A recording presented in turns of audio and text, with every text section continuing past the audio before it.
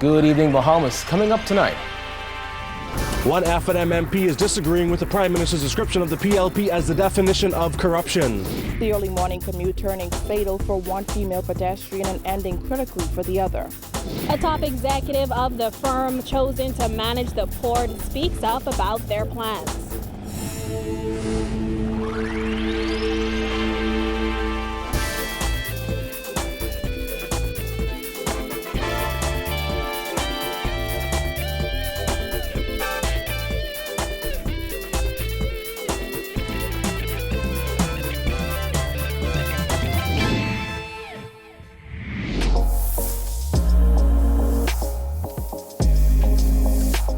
Our News is brought to you by Alive.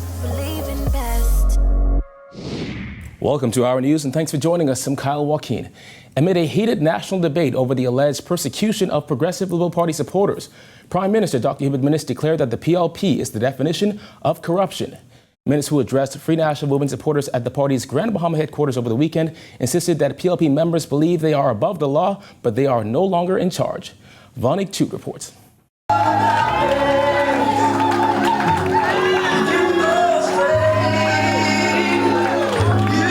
Prime Minister Dr. Hubert Minnis walked through a crowd of F&M supporters to the sounds of embattled American singer R. Kelly as he arrived at the F&M special town hall meeting in Grand Bahama over the weekend. The event was held amid an opposition boycott of Parliament over government's alleged abuse of power. The PLPs still believe they are above the law. The only rule they like is to rule you and your family. Four PLP MPs stormed out of Parliament 2 weeks ago, just hours before former Urban Renewal Deputy Director Michelle Reckley was charged in court with defrauding government of over $1.2 million. While not referencing Reckley's case, Minnis said this. There's a court case going on in connection with Grand Bahama, so I can't comment on certain things. But I can tell you this, those who used to be in charge and thought they were in charge are in charge no more. Minnis also lashed opposition leader Philip Davis, who told PLP supporters at a recent branch meeting that he does not support corruption. One of the most laugh out loud things I heard so far this year. I mean, you must laugh, because when I heard it, I thought I was being tickled. I couldn't stop. Brave Davis recently said that he doesn't support corruption. Davis said at the time, "Show me evidence of corruption and I stand ready to condemn you. But an accusation isn't the same thing as proof, no matter how loudly you make it." Minnis asked if Davis was serious. I didn't know, I honestly didn't know that he was getting ready to leave the PLP. Because they are the very definition of corruption. The Prime Minister also took aim at Davis's deputy, Chester Cooper. Chester don't want me to talk this, but he listened. Chester was supposed to run for the F&M in Exuma.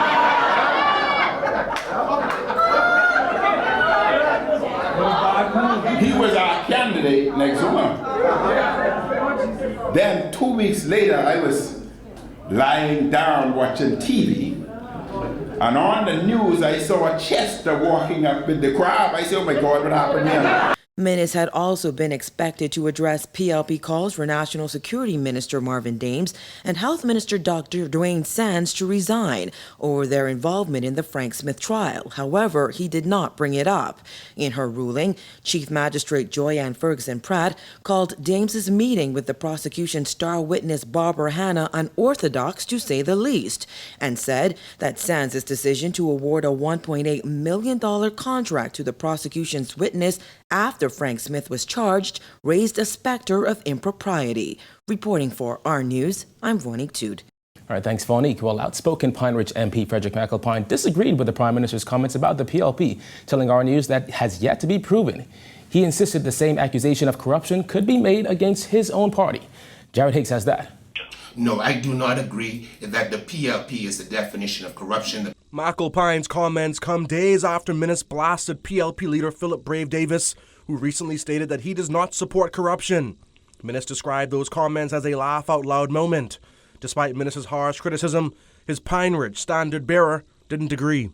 There have been people in the PLP that we might have pertained or somehow thought that their behavior might have been considered corrupt, but that is yet to be proven in a court of law. But you cannot say that because the PLP, just how we can throw stones at the PLP, stones could be thrown at the FNM with similar allegations.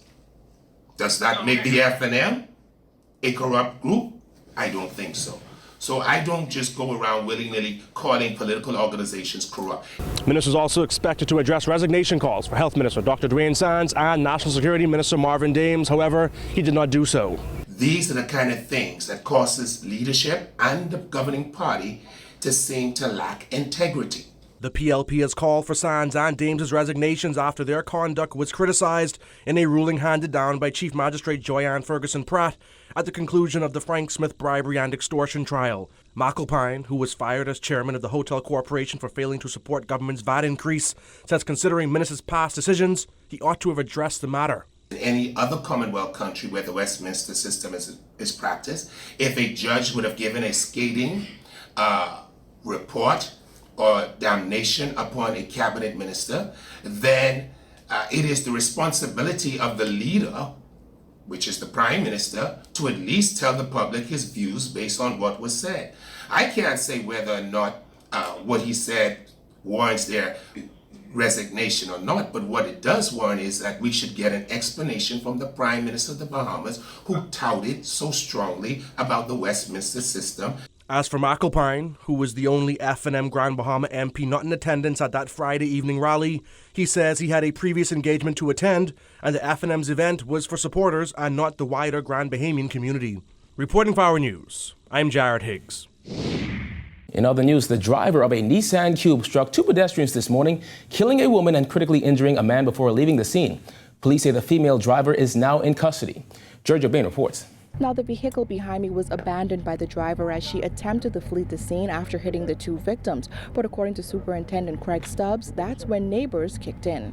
The pair was walking along Sea Link Drive off East Street South Monday morning when police say a Nissan Cube crossed over both lanes, hitting the male and female. Chief Superintendent Craig Stubbs gave details of the fatal accident on the scene. Shortly after 6:30 a.m. this morning, police control room received a report of a traffic accident where two pedestrians were struck by a Nissan Cube vehicle that failed to remain stationary on scene. Residents from that Sea Link Drive community would have followed that vehicle and communicated with police control room as to the location of that vehicle. EMS responded. They did the preliminary examination on scene and confirmed that the female pedestrian had expired. The male pedestrian that was there was transported from the scene by EMS to the Prince Margaret Hospital, where we know he's listed in critical condition in the ICU unit. Both victims are believed to be residents of the South Beach area who walk this area daily. Residents who witnessed the accident were able to track down the vehicle that struck the two victims. As you can see here, this is the vehicle that was being driven. We know shortly, about 8 o'clock thereafter, based on the information we received from the vehicle, we was able to contact a relative of the driver, and I can say that the police have taken into custody a female driver of the vehicle. She's now at the Police Traffic Division assisting us with our investigations. According to Stubbs, the driver is believed to be between the ages of 25 and 30 and was distracted at the time of the accident. She would have traveled from the eastbound lane on the northern side and crossing to the southbound lane on the westbound lane on the southern side, where she would have made contact with those two pedestrians. According to Stubbs, the Police Traffic Division has seen a spike in hit-and-run accidents over the last 2 years. He urged drivers who may find themselves involved in a fatal accident to remain on the scene. It's an accident. Yes, it's an accident that was either a result of a driver's error. It can be driver's error, it can be any other mitigating factors as related to the accident. But we appeal to those motorists please stop. It's an accident. Allow the police to come to the scene, do the investigation, and determine who's at fault for that accident. Reporting for our news, I'm Giorgio Lee. All right, thanks, Giorgio. Chaotic is how Global Ports Holdings head of business development for the Americas is describing the current condition at the cruise port. The company, which was chosen by government to manage the port for the next 25 years, is looking to completely transform the port of Nassau over the next 24 months with a $250 million investment. Jasmine Brown has more.